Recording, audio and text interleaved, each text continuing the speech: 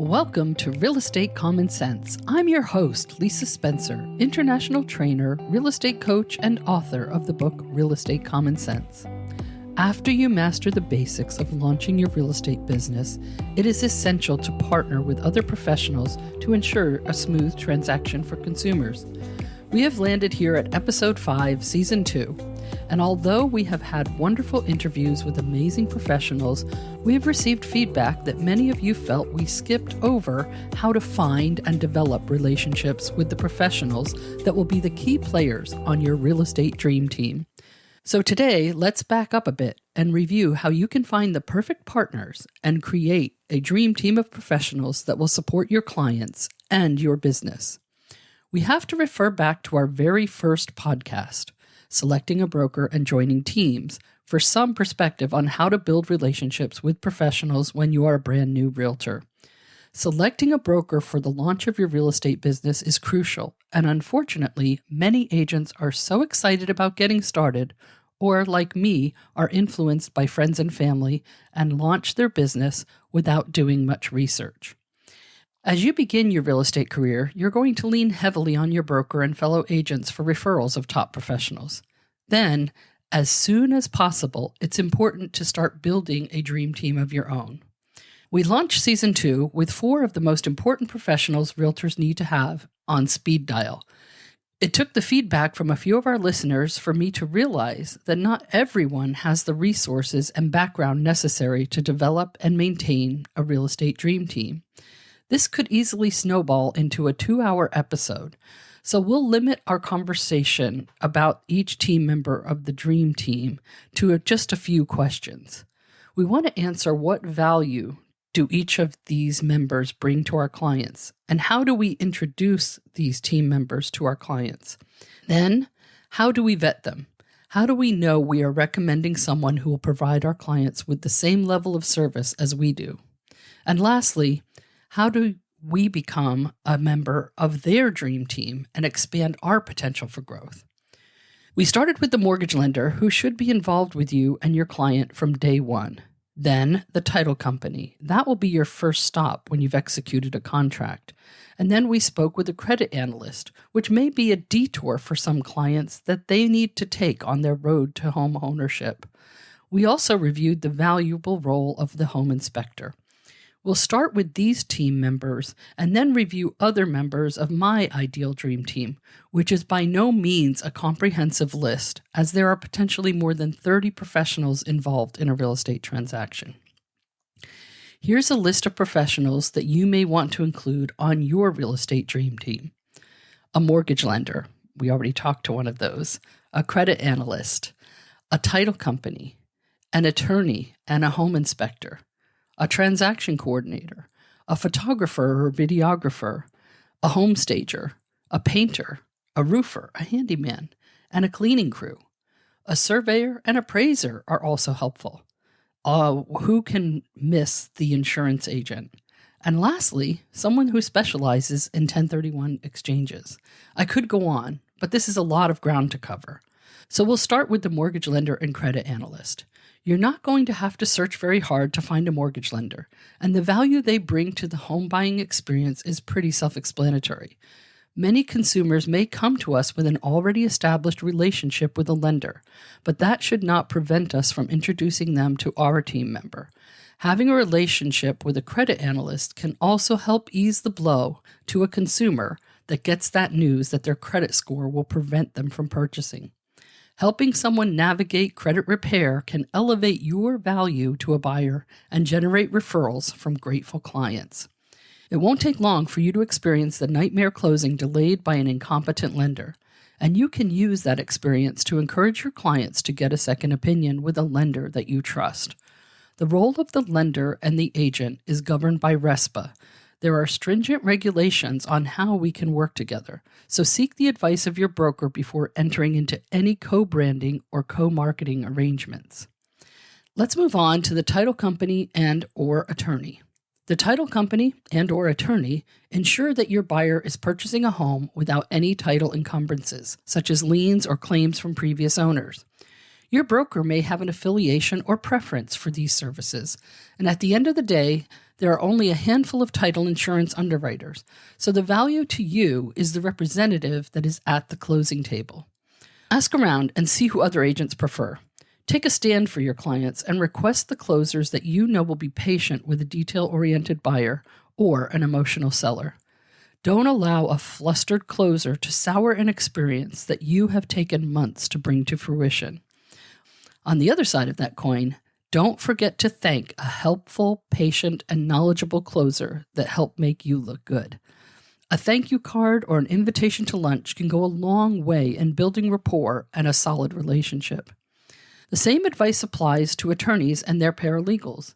An attorney on our dream team is essential, even if we use title companies to close in our state. Find a real estate attorney that can help with an attorney review, or that you can refer your client to when they ask questions that are beyond your scope of expertise. Legal questions arise around easements, commercial usage, and other details that could cost you your reputation or even your license. Knowing when to step back and refer your client to a responsive, experienced, and helpful attorney is a protection that demonstrates your professionalism. We all know that we should recommend a home inspection, so a home inspector needs to be on our dream team. Surprisingly, many consumers are not aware of the home inspection process or the costs associated with the home buying process. Doing a buyer consultation is critical and alleviates confusion. Anyone applying for an FHA loan is required to sign a form titled, "For Your Protection, Get a Home Inspection," because many consumers confuse the simple FHA appraisal guidelines as an inspection. Home inspections protect consumers and should never be overlooked or waived. Establishing a relationship with a thorough, professional, and licensed, if required by your state, home inspector is essential. The buyer should attend the inspection, and the inspectors you recommend should provide a systematic analysis of the property, as well as give maintenance instructions to critical systems and other information. If allowed, recommend that your buyer record the location of shutoff valves, filters that need to be replaced, and general maintenance suggestions that the inspector makes. We certainly don't want the inspector to be an alarmist, but advocating for concerns around safety hazards and subpar construction is something we need to do in our client's best interest. Even new construction homes should be inspected. Next up, a transaction coordinator, marketing assistant, or virtual assistant. As agents learn to leverage non-relationship tasks, the role of a transaction coordinator, marketing assistant, or other type of virtual assistant are introduced to the real estate dream team. Some agents leverage transaction coordination through services offered within their brokerage, which can free up time for them to build their business. The one caveat is that it is necessary that agents understand the steps from contract to close and how to navigate them, and that the agent maintains the communication with the client. Setting appointments and coordinating inspections is fantastic leverage, but a client should never feel that they got dumped after going under contract. Likewise, a seller should still be receiving personal updates from their agent, even if the design and production of marketing materials is leveraged to an assistant. If you are using a virtual assistant, marketing assistant, or transaction coordinator, it is still your responsibility to ensure your buyer or seller is receiving a standard of service worthy of their referrals. Speaking of marketing, two valuable members of the real estate team are a photographer, videographer, and depending on the home, a staging company. Today's consumer uses the internet to preview homes. A poorly photographed or poorly staged home can cause your seller's home to be unfairly eliminated. Not all photographers are created equal. It is important to do some due diligence upfront to understand the copyright restrictions your photographer imposes. Once the photographs are delivered to you, can you use them for marketing this listing and in marketing materials going forward? If they take photos of the neighborhood amenities, will they permit you to catalog those and use them for future listings, even if you don't hire them to take a new listing's photos? These are important things to iron out and clarify in writing. Our team likes to get an unconditional release for all photos, but this can be a big ask. Staging is not decorating. Sometimes a third party is required to help a seller stage their home, especially if they're a close friend or family member. Staging recommendations can be obtained by forming an agent committee made up of your colleagues that can preview the home and make recommendations for you. Or you may want to invest in a staging company where you share the expense with the seller if they're willing to invest in a staging service with a track record of increasing sale price after listings are prepared for market. Whether you take photos with a quality camera and a good eye, or you invest in professional photography and staging, this all will reflect how your marketing services are perceived. So invest wisely. Another service that comes under our umbrella is preparing vacant listings for sale. Over the course of my career, there have been many times I have met sellers in a vacant house, perhaps an investment property that has been rented for years, or sadly, sometimes a home that has been left to them in an estate of a friend or relative. Many times these sellers don't have the time or the desire to prepare a home for sale, so they will rely on you to help them coordinate the services of a painter, a roofer, a handyman, and a cleaning crew. Working with a licensed, bonded, and insured tradesman is essential. Looking for low bids is not where we focus. We require quality work and timely delivery. You may want to search for a local roofing company that is willing to work with a lien and then be paid at closing, or you may want to include a cleaning service as a part of your marketing plan. Buyers also appreciate recommendations for a good painter, roofer, or handyman, and I have gifted both handyman and cleaning services as a closing gift to buyers under some circumstances. These tradespeople are local small businesses, just like we are. Growing your network with fellow business owners creates community and enhances your value in the eyes of buyers and sellers. So, two often overlooked but important contacts are a surveyor and appraiser. Appraisals are ordered by the banks through a clearinghouse system that does not allow much room for making relationships with appraisers. We also have a crisis in the availability of appraisers, as many of them are aging out of the profession, and the average income level is just not attractive to young entrepreneurs. Nonetheless, establishing a go-to appraiser for difficult or unique properties is important. Having a good contact for survey questions is also necessary. There are times when properties have been passed down through generations. The original property may have been subdivided or have easements that the seller isn't even sure of. A survey is a material aspect of a property, and if there are doubts, it is better to confirm things like, is there a shared well or septic system, or the easement for access to the river for the neighbors? You may only use the services of a surveyor a couple of times in the course of your career, but they will help you save a transaction and/or your reputation. Having reliable, competent, and available professionals that consult with your clients can enhance your value. Some of these consultations should happen before an offer is made. Don't guess if something seems off.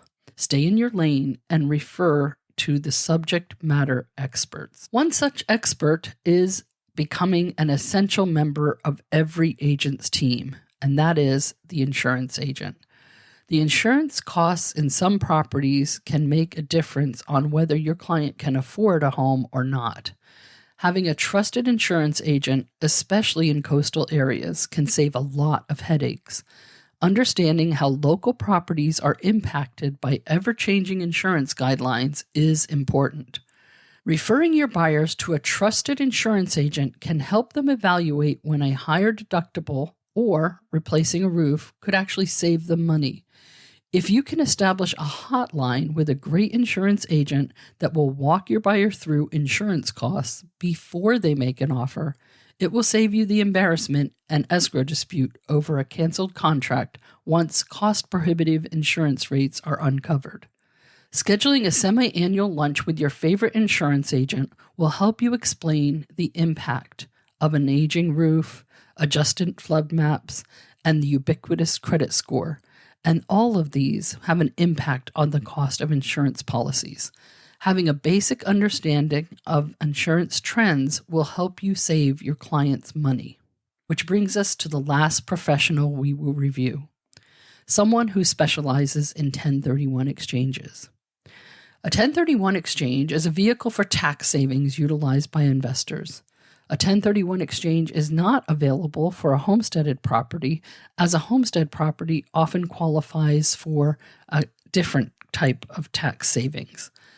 A 1031 exchange allows an investor to exchange properties and delays the payment of capital gains tax. But there are very strict guidelines that must be followed, including the crafting of the offer. Therefore, the minute someone suggests that they would like to do an exchange, you need the advice of a 1031 exchange intermediary. Even more importantly, if a consumer comes to you about selling an investment property, perhaps one they inherited, you can provide enormous value by introducing them to a service that can explain the process and perhaps complete a 1031 exchange for them. We will go into much more detail about this in our specific interview with a 1031 exchange intermediary. Thank you to our listeners who suggested we review why we are interviewing the Real Estate Dream Team, and hopefully we have motivated you to start building one. Remember to lean into your colleagues and your broker for recommendations until you can develop your own contacts. We hope you enjoyed this catching up episode of Real Estate Common Sense Season 2 and our review of the key players on your real estate dream team. We invite your comments and suggestions for future episodes. You can contact us through our website, realestateCommonSense.com. In our next episode, we will interview Melissa Gilbert with Right Hand Services. This is a service which provides transaction coordination and other administrative services for agents, and this episode promises to be content-rich and informative. So until then, this is Lisa Spencer sending love and wishing you success.